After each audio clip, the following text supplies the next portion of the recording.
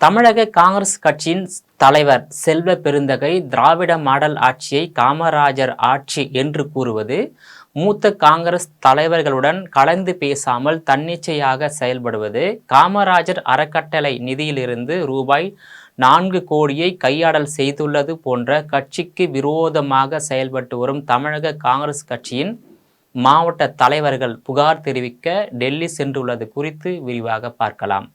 தமிழக காங்கிரஸ் தலைவர் செல்வ பெருந்தகைக்கு எதிராக பல்வேறு காங்கிரஸ் மாவட்ட தலைவர்கள் புகார் தெரிவிக்க டெல்லி சென்றுள்ளனர். தமிழ்நாடு காங்கிரஸ் தலைவராக இருந்து வந்த KS அழகிரி மாற்றம் செய்யப்பட்டு கடந்த 2024ஆம் ஆண்டு பிப்ரவரி 17ஆம் தேதி செல்வ பெருந்தகை மாநில தலைவராக அறிவிக்கப்பட்டு நியமனம் செய்யப்பட்டார். நியமனம் செய்யப்பட்டு ஒரு ஆண்டு நிறைவடைந்துள்ள நிலையில் செல்வ பெருந்தகையால் புதிய நிர்வாகிகள் நியமனமோ மாவட்ட தலைவர்களின் சீரமைப்போ சரியாக செய்ய முடியவில்லை என்று கூறப்படுகிறது. முன்னாள் மூத்த தலைவர் KS அழகிரிக்கு ஒத்துழைப்பு அளித்தது போல் தற்போதைய தலைவர் செல்வ பெருந்தகைக்கு ஒத்துழைப்பு அளிக்கப்படவில்லை என்று கூறப்படுகிறது.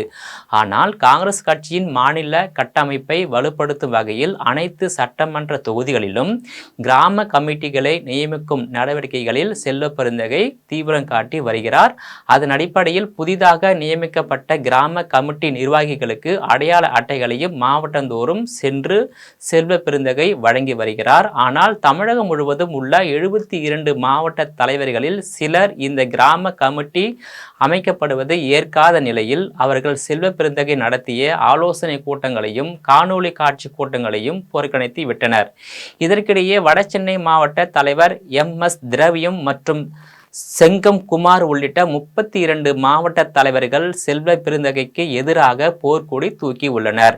இந்நிலையில் டெல்லி சென்று புதிதாக நியமனம் செய்யப்பட்டுள்ள தமிழ்நாடு காங்கிரஸ் மேலிட பொறுப்பாளர் கிரீஷ் சோடாங்கரிடம் 4 பக்க புகார் கடிதத்தை கொடுத்து உள்ளனர். 23 மாவட்ட தலைவர்கள் டெல்லியில் முகாமிட்டு உள்ளனர். மேலும் 9 மாவட்ட தலைவர்கள் தமிழகத்தில் இருந்து டெல்லி செல்ல இருக்கின்றனர். இது தவிர மாவட்ட தலைவர்களுடன் அசன், மௌலானா மற்றும் ராதாகிருஷ்ணன் ஆகிய சட்டமன்ற உறுப்பினர்களும் செல்வ பெருந்தகைக்கு எதிராக புகார் தெரிவிக்க டெல்லி சென்றுள்ளனர். மேலும் 10 சட்டமன்ற உறுப்பினர்கள் விரைவில் டெல்லி சென்று புகார் தெரிவிக்க இருப்பதாக கூறப்படுகிறது.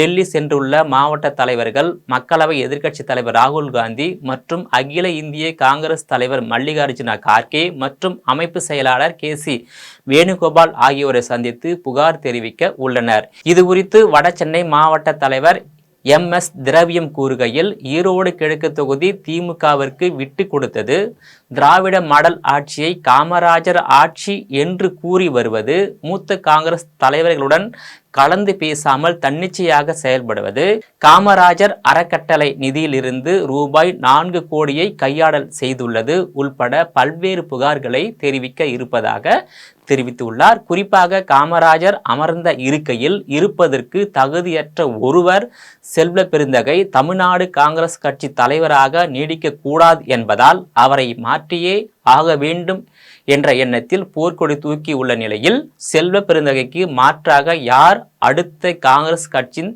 மாநில தலைவராக தேர்வு செய்யப்படுவார் என்ற எதிர்பார்ப்பு காங்கிரஸ் கட்சியிலும் தமிழக அரசியல் களத்திலும் எதிர்பார்ப்பு எழுந்துள்ளது.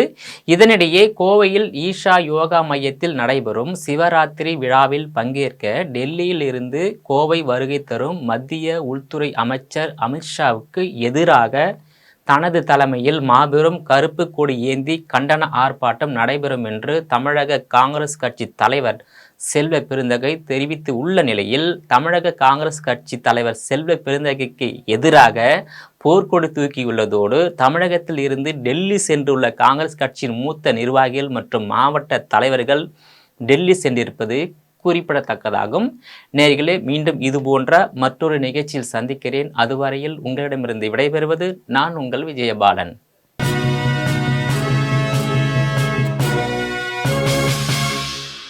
உடனுக்குடன் அப்டேட் தெரிந்து கொள்ள ஜெம் டிவி தமிழ் ஆப்பை இன்ஸ்டால் செய்யவும்.